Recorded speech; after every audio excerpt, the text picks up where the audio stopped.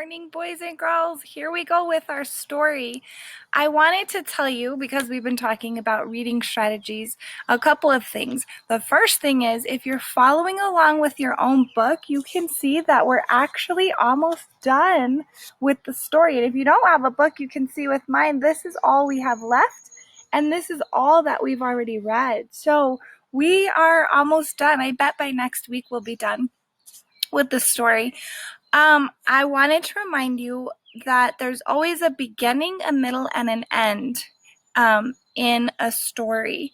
And the beginning was, like I said, where we met all the characters and we figured out the setting and where everything was going to take place. And although they go to different places, we figure out in general where the story is going to happen. And then in the middle is the problem. And in this story, the big problem is the storm that's happened at the zoo, right? So the big buildup was for the storm to happen. And then now we're seeing the effects of the storm. And so in the beginning, let me start here. In the beginning, we met all the characters. We found out where the story was going to take place. We found out about the characters with lots and lots of good details. And then at the top, the middle, the problem happens. And the problem was the big storm that hit the zoo. And then the effects are what's happening now. And that's pretty much Bob walking around, figuring out what's happening with the other animals, who's alive, who's not alive, who's hurt, who's not hurt, all of those things, right? So we're hearing great details in that. The author's giving us details that we're able to use our second reading strategy for, which is to picture this as a movie in our head.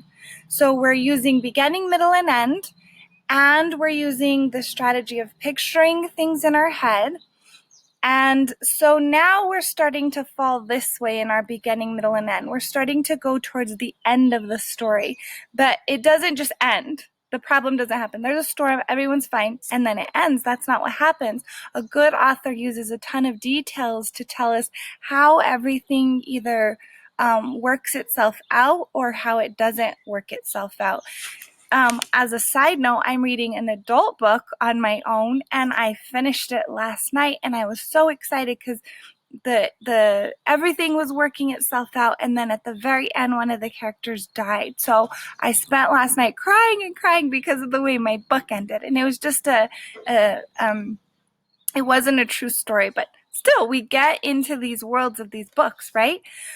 Okay, so I think that's all I wanted to tell you. Two more strategies. Another reading strategy is to summarize things.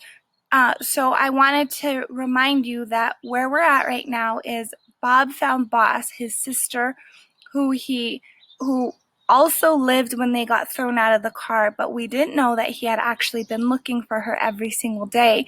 He found her at the shelter where the animals were when the storm hit, or they had gone to when the storm hit.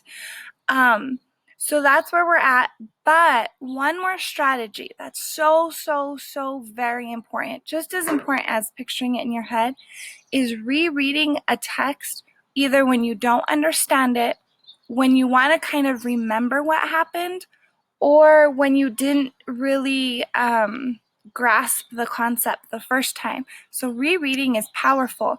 So I'm going to use the rereading strategy today because I want to go back to a super important part yesterday. I think I kind of skimmed over it and didn't hear it right in my brain, so I'm going to reread it. So I'm going to go back to page 259. And where they're at right now is they're in the storm. The storm is about to hit again. The waters are rising really high, flooding everything, and they're at the animal shelter. And Bob's calling someone Boots, and I think Cowboy, but Boots is the person who's helping at the animal shelter, and he calls her that because she has boots on. But the officer is there saying, we got to get him out. So that's where we're at. So I'm on page 258. The officer sighs. You don't have a choice. We can't just leave them, says Boots, and I have to applaud her enthusiasm, even as I wonder why she'd risk her life for us. There's no explaining humans. Just got word the bridge over Big Fork Creek collapsed, the officer says. You guys have got to move. Boots snaps her fingers. Wait, you have a cop car, right? So the bridge collapsed because the storm is so bad. I don't know if the winds, but for sure the water, that the bridge that gets them to the other part of town has now fallen down. So they really have to get out of there. You have a cop car, right? Yes, I have a vehicle, ma'am, says the officer. But the way the roads are looking, probably not for long. Okay, says Boots. So we evacuate. We evacuate every last dog and cat and gerbil we can get in your car. The officer purses his lips. And take them where exactly? Shelter at the high school. That's where we've been sending people. They're not really set up for it, but once we started flooding and the elementary school stopped taking pets, they agreed to do what they can. The officer grumbles, considers, and then goes for it. The three humans load cats and dogs, parakeets, and hamsters one after another into the police car. Some are in cages, and some, including a couple of unhappy cats, are on tug-of-war strings. Finally, it's our turn. Looks like there are 9 of us left. So they're loading them. Bob's like, finally, it's our turn. Car's full and then some, the officer reports, struggling to shut the shelter's front door against the rising water. We are officially out of room. Cowboy looks at us, his eyes teary. Don't worry, fellas. We'll be back, he sniffles. I promise. You think we should leave the cages open? At least give them a fighting chance? Asked Boots. In case, you know. Sure, but they couldn't handle this current. I can barely stand up. Cowboy shakes his head. Look, I'll borrow my brother's bass boat. We'll come right back. Hopefully the water won't get much higher than this. Okay then, Boots gives a grim nod. Stay calm, friends. Like that's an option. So the water in the building is rising, and they close the door, but they've now opened the cages at the shelter in case the animals in case they don't get back in time, the animals have to get out on their own. Their plan is to get a boat and get over there, but we'll see if they get back in time. Preparing for the worst. The wind slows for a moment and the room goes silent. We stare at the black pool swallowing the cages below. A chew toy shaped like a pink turtle floats past. It's just us and a whole lot of water. I check out the group. 2 cats, 1 bunny, 6 dogs, including Snickers, Boss, and me. There's nowhere to jump, no tables, no cabinets, no space above the upper cages. And as Cowboy pointed out, the current is probably too strong for us to tackle anyways. Folks, don't give up hope, you heard them. Folks, don't give up hope, you heard them, I say. They're coming back for us. No way they are coming back, says a sad-faced beagle mix. Give me a break. You never know, I say. I'm such a lousy liar.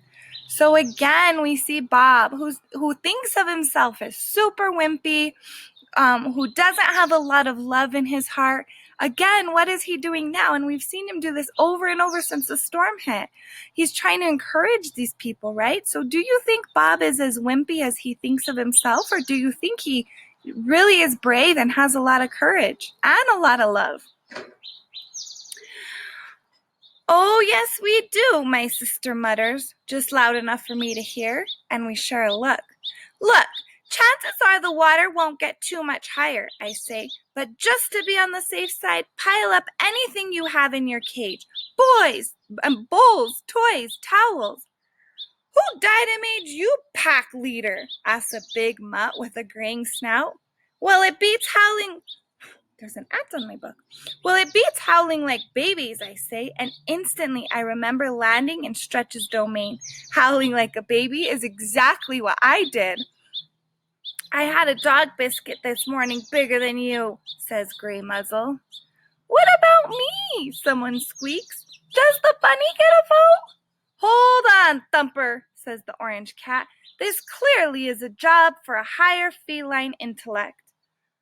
No, a sharp voice rises above the din. Listen to Bob. He's annoying, and his hygiene leaves a lot to be desired. but I've seen him get himself out of all kinds of scrapes. Thanks for the props, Snick, I say, especially the kind words about my odor. Remember, Snickers and Bob did not get along, but now Snickers is standing up for him. The wind groans and something metallic hits the side of the building. We fall silent again, waiting for more. The windows rattle, the walls shudder. It's like the building is as scared as the rest of us. So, Snickers says, breaking the gloom. You heard Bob. Start stacking. How about my litter box? Asks the small white cat with dark green eyes. Would that work? Sure, I say. Use anything. The goal is to get as high as you can. And then what? Asks the young dachshund. Worst case, we swim for it, I say. That's actually not the worst case, says the bunny. No one asks what is. We already know. So Bob's saying stack everything, and that's because the water's down here. So if they get higher, they're then above the water, right? We're out of time, but I'm going to read a little bit more. A question. We do all we can do, which isn't much. The rain hammers, the wind shrieks, sirens come and go in the distance. I wonder what Ivan and Ruby are doing. And what about George and Julia? Where are they? How are they? Boss seems scary calm, tough as old Jerky. She looks the way I want to feel. Before long, the water is lapping onto the floor of our cages. It's ice cold and moving quick. 1 inch, 2. Every now and then someone whimpers or moans, but mostly we're quiet. If you can stand on your hind legs, guys, do it. Climb on anything you got, I suggest. I turn to Boss. When I say go, I want you to climb on my back. It'll buy you a little time, maybe. No way! Please, I need to do this. Boss just stares at me. She's so thin, I can see every rib. To make it up to you, I add. What are you even talking about, Bob? I look away. I'm sorry, I say, not sure where my words are taking me. I should have saved you, Boss. Saved me? The thing is, I heard you on the highway, and I should have. My voice trails off. I stifle a sob, so that means Bob is crying.